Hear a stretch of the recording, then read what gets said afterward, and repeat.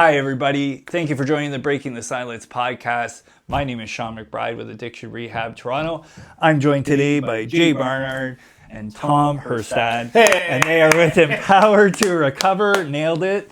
And today we're going to have a very open conversation about what they do. They're doing some incredible work for people, not just in addiction and recovery, but with mental health, with general shame and trauma and struggles, and really just outreaching to the global community to help us all move forward together. Guys, thanks so much for coming here today.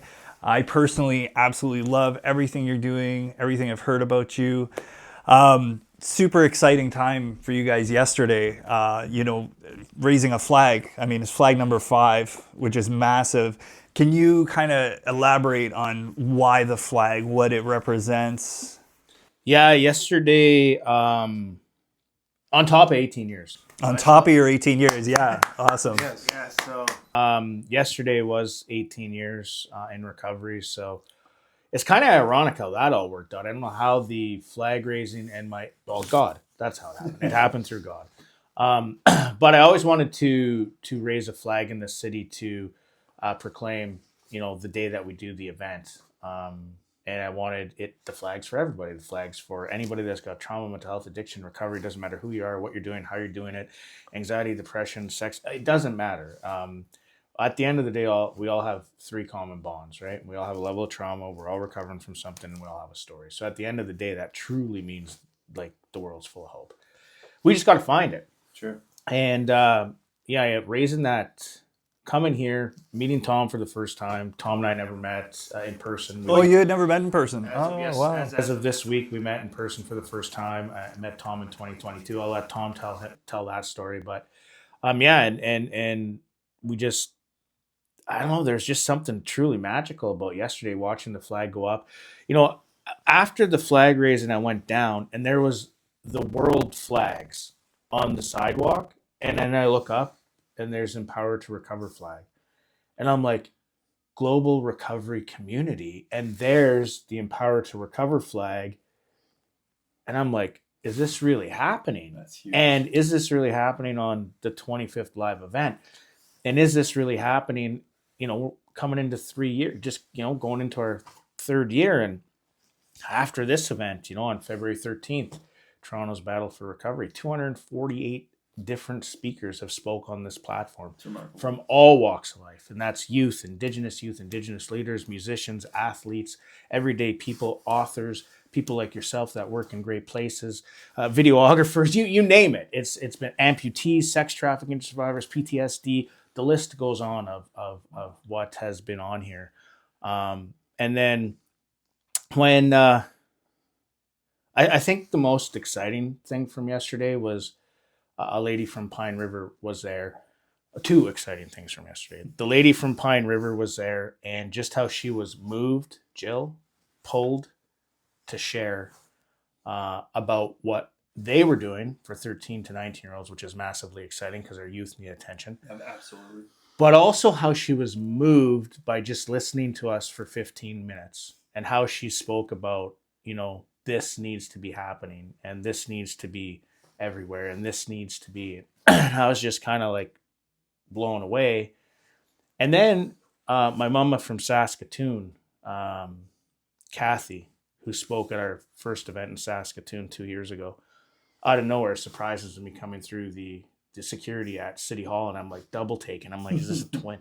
You know what I mean? So, and then she got up and she shared about how the Empower2Recover Foundation has helped her and how she, she has the family issues with this, and Tom can relate with her, and, the family issues, and just how she came from Saskatoon to be in Toronto to watch the 5th flag raising, but yet to bring her daughter and her friends to the event tomorrow. And you're from Saskatoon. What are you know what I mean? Like, yeah. So, and then, I mean, obviously, for myself and Mo being there, like catching it. Our video guy. The video and the creator and just, really seeing it. And then also huge shout out to City Hall Toronto and the City of Toronto for allowing us to do this. You know what I mean? Because that's even though it was a small group of people, it was the right group of people. But just them allowing us to actually raise that flag on a real personal level for my 18 years, nice. But also to leave the flag up for all people that are looking, needing, wanting recovery in all forms, really does put a statement out there. You know what I mean? It really does. And then for me to see all of the flags and then ours above, I was like, that's unity. Yeah. That's unity right there, right? So, yeah, it's last night when I was laying in bed, I kind of just finally took it all in and just, 75,000 views yesterday on all of our stuff. By the time I went to bed, it was 76,000 views on all of our stuff. And I was just like, if you would have asked me, so I was telling Tom, right? So 18 years ago yesterday, I was, I stopped using coke. I ran out of cocaine at 4 a.m. in the morning. Yeah. I had an ankle bracelet. I had supervision. That was 18 years ago. Wow. Full of fear, anxiety, depression, wanting to take my life because I didn't want to go to treatment because I thought it was the end. 9 o'clock in the morning, I have to go to treatment. And that's 5 hours after, running out of what I need. Yeah. So I needed more. Right. But to then go to the court office and them cut the bracelet and them say, good luck, son. I got to go from Kenora, Ontario to Winnipeg. The rest of my drug money went to getting my ride there. My family was gracious enough to get me the plane, but then to get on the plane and get to Ottawa, you know what I mean? Like, I hadn't had a drink since January 7th, but like my 18 years is February 11th, 2008. To getting to Ottawa and like going to Harvey's and eating 5 burgers because I didn't know what treatment was. Nobody told me what treatment was. To then getting in a cab and going down George Street and 6 drug dealers swarming the car, and where am I? And I walk in, it's the homeless shelter, the Salvation Army. And I'm like, is this treatment? They're like, no, it's next door. And I'm like, next door in a small town is really 20 minutes away. You know what I mean? Yeah. Now it's like literally next door. And they're like, did you use? And I'm like, no, I didn't use because I had denial. Oh, we're going to piss test you. Yeah, it came positive. And somewhere in there, they said to me, you needed to be 72 hours. I didn't hear 72 hours. No. And I honestly still don't believe I heard 72 hours, or I'd say I heard 72 hours. But I told that to the pastor, and this is where God comes in. And the pastor says, I think he's really telling the truth. And they actually let me stay at the treatment center. If they would have made me go back, if they would have said, hey, you got to go and dry out at the homeless shelter, we would not sit here right now today, right? So, but to then wake up at 4:01 on my 18 years. So 4 o'clock in the morning, I ran out of cocaine 18 years ago. 4:01, I woke up on my 18 years. Not full of fear, not full of anxiety, not wanting to kill myself, no ankle bracelet, going to the City Hall of Toronto to raise a flag on our 18 years with Tom, our community director, and a bunch of other amazing people to just being happy. Not for myself, no, but for other people, but proud of myself, and not in an egotistical way, but just proud and at peace with who I am. That you kept going. And where we are today. And that flag raising yesterday was I was telling Tom, like, if nothing happens after this, like in 2020, in May 27th of 2023, we're sitting out the first event before we did it at New Westminster, and that's kind of where I know Alan, right? And I was like, we're doing all these cities in Winnipeg and Calgary and Edmonton and Toronto, and we're going to get to Toronto. It's going to be one of my recovery days. And when we get there, because Toronto's the biggest city in Canada, and they're like, that's too big, Jay. Literally almost 3 years to the day, because it was May 27th. We made it to Toronto. The event, we had a generous donation. The event's free. Anybody can come to the event tomorrow, February 13th. Yeah. Doesn't matter who you are. It's a catered lunch. It's an Italian lunch. So if you are an organization, business product, you want to come down, free as well. But almost 3 years to the day that I said we were going to be in Toronto on one of my recovery years, we made it. And he told me about this dream years ago. Yeah. Tell us a little bit more about that. So 4 years ago, we connected through a mutual wonderful friend named Auntie Bonnie from Manhattan. They were on a flight together and sat beside each other. And when they landed, I guess I got into a conversation with Bonnie the next day, and she said, you should meet this guy. And we connected, and he helped with a family member with regards to recovery. And, that was a 3-month conversation, I guess, that we were involved in. And then, life happens and you go separate ways. Yeah. And I was thinking about him 3 months ago. My mother always said, where you have a collective consciousness with people in our life, when you think about somebody more than 2 times, call them. So I texted, Jay, how are you? And he texts back, I'm coming to Toronto with the events I told you about. So I said, let's talk. And we got on the phone. And he said, that book you wrote about your mother and her message, would you be open to talking at this Toronto event?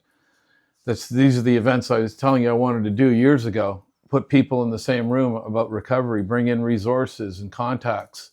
So it's a room that's safe, and interaction and contacts and information to help those people in recovery, to help their families make the right decisions earlier. I said, just keep talking.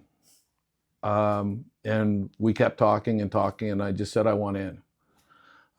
His message is consistent with my mother's message.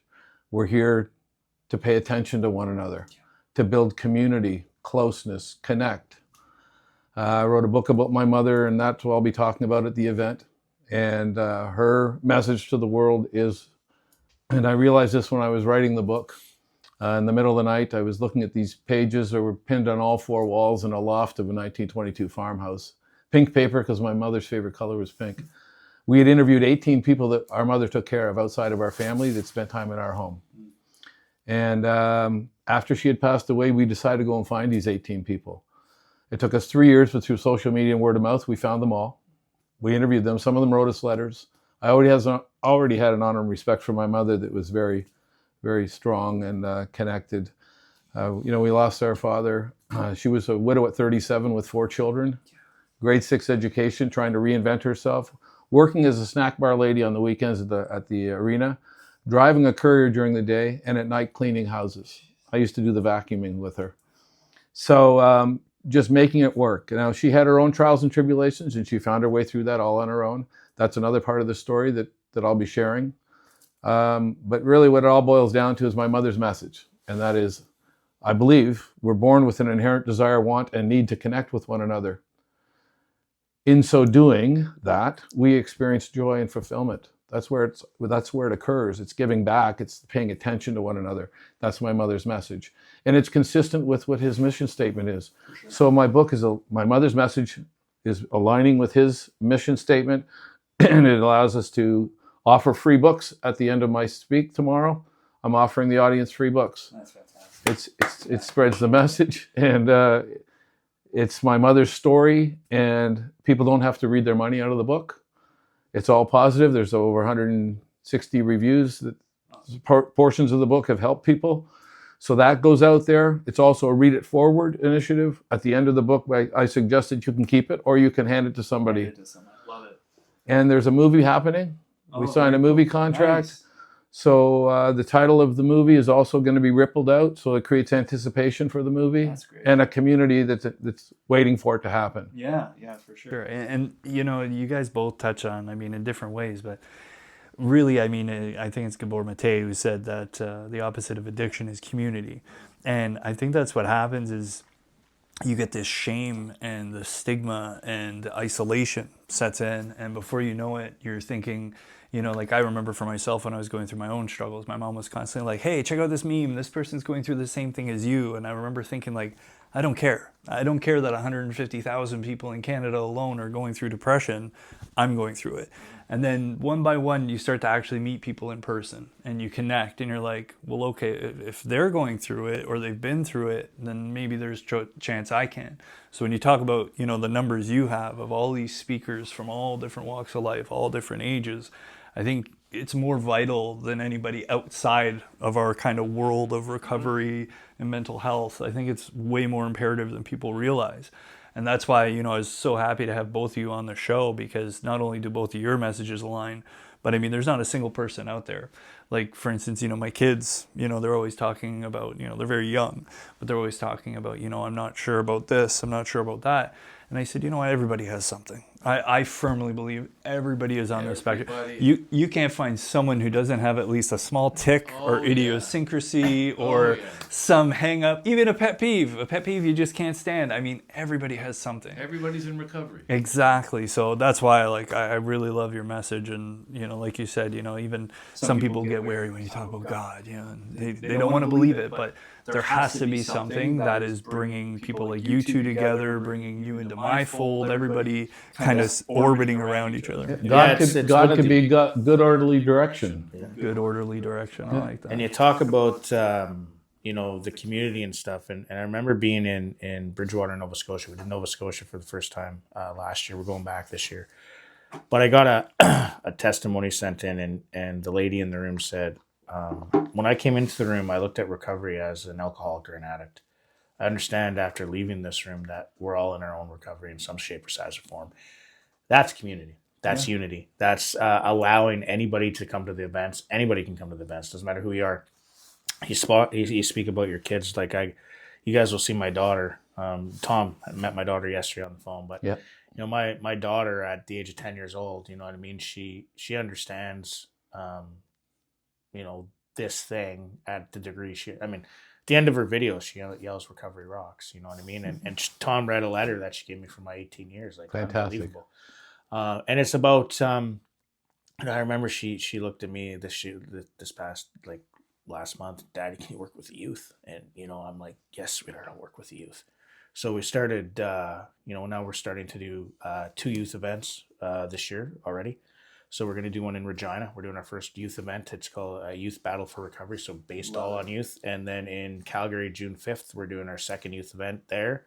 And then I've been starting to work with youth myself, back being a chef, personal chef, so teaching them how to cook and learn into the Indigenous communities, because we work with the Indigenous communities as well. So I love that. Yeah, there needs to be more outreach for our absolutely. So we work, you know, there's 663, I believe, across Canada. Wow.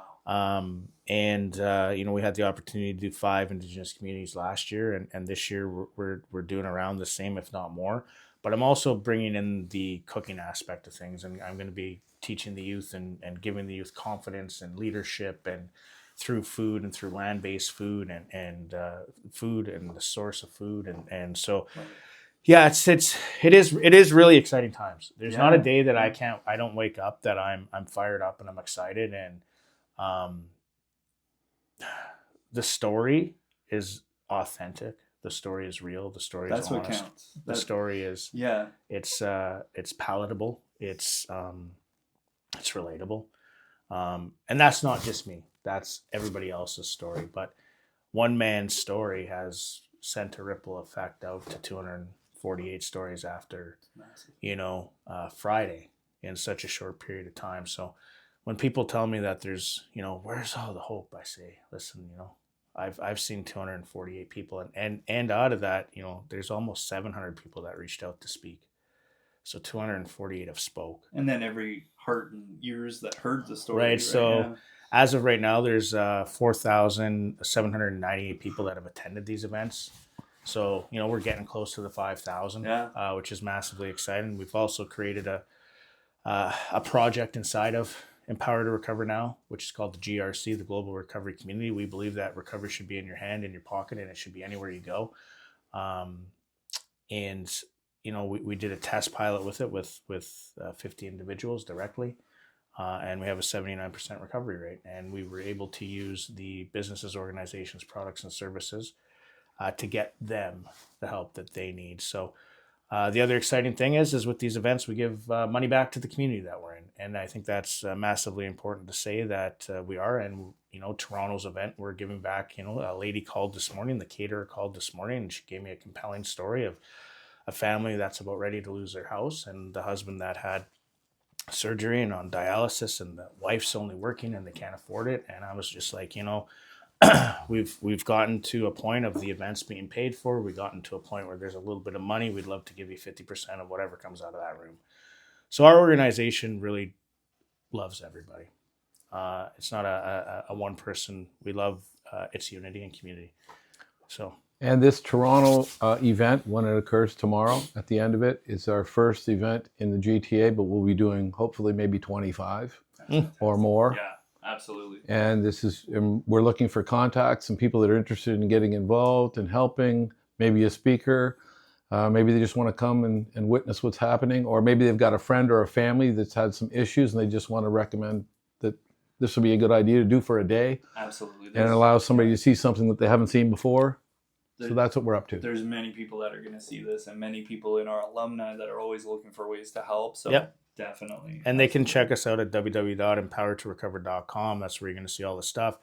We're just launching. It's not too far off of our logo, but we've evolved because, it was, how could we stop addiction before it starts, when we first started this thing. And then after doing the amount of events and traveling that I've done, I already knew that everybody was in recovery, but it was a firm shot that we need a platform for everybody, not just one certain area. I mean, and anyways, the truth of the matter is it's not nobody. In my eyes, nobody's an alcoholic or an addict. It goes deeper than that. It's trauma. Yeah. And everybody should be celebrating everybody recovery. Should. I don't care if it's stage 4 cancer or if it's addiction of whatever type. It's all celebrated recovery because you came out of it. Yeah. Well, we're working on a song, but to celebrate, so we do that tomorrow, and we play that, and we get whoever's in the room, whatever they're celebrating. But we're working on a song to celebrate recovery. Come on, nice. Right? So we're gonna play that at every event as well, and so you're in for a real treat tomorrow. I'm packed full of energy, and it's not boring. It is a very educational day. It's very informative. There's a lot of love, kindness, and compassion. And it shows you recovery as a celebration and a community. Yeah. And a lifestyle.